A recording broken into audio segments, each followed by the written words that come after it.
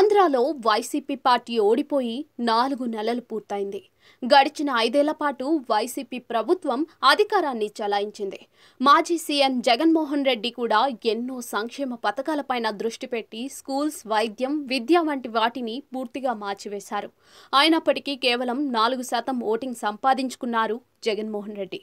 కూటమికి భారీ విజయాన్ని అందించడమే కాకుండా 164 సీట్లతో భారీ విజయాన్ని అందుకోవడం జరిగింది. అయితే ఇలా కూటమి అత్యధిక మెజారిటీతో రావడానికి ముఖ్య కారణం వైసీపీ కంటే ఎక్కువ ఇచ్చిన హామీలే అని చెప్పవచ్చు. అయితే ఇప్పటికే కూటమి ప్రభుత్వం అధికారంలోకి వచ్చి 4 నెలలు కావస్తూ ఉన్నా పాలన ఎలా ఉందనే విషయంపైన పలువురు నేతలు విశ్లేషించారట. అయితే ఈ పాలన 60 నెలలలో 6% భాగమే అన్నట్టుగా సమాచారం.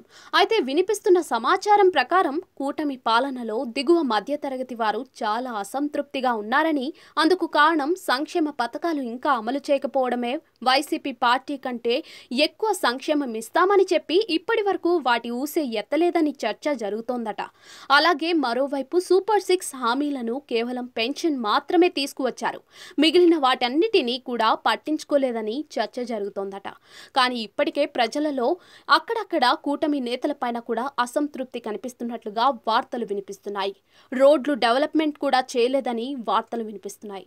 ముఖ్యంగా వాలంటీర్లు కూడా ఆందోళన చెందుతున్నారు. అంతేకాకుండా ప్రతి ఏడాది ఉద్యోగాలు విడుదల చేస్తామని నిరుద్యోగులకు తెలియజేశారు. ఉద్యోగుల పీఆర్సీ విషయంలో కూడా ఏదో ఒక నిర్ణయం తీసుకుంటామని, ఉద్యోగులకు సంబంధించి ఇంక్రిమెంట్ విషయంలో కూడా నిర్ణయాలు తీసుకుంటామని ఎన్నికల ముందు ఎన్నో హామీలు ఇచ్చారు. ఇప్పటికే మేనిఫెస్టోలో ప్రకటించిన వాటిని అమలు చేయాలంటూ చాలా మంది నేతలు కూటమి ప్రభుత్వాన్ని ఒత్తిడి చేస్తున్నారట. మరి ఈ 4 నెలల తర్వాత ఆయన కూటమి ప్రభుత్వం తమ పందా చూపిస్తుందేమో చూడాలి.